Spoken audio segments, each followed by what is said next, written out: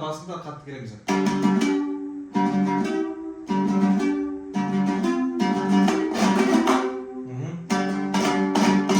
Жаңа опять там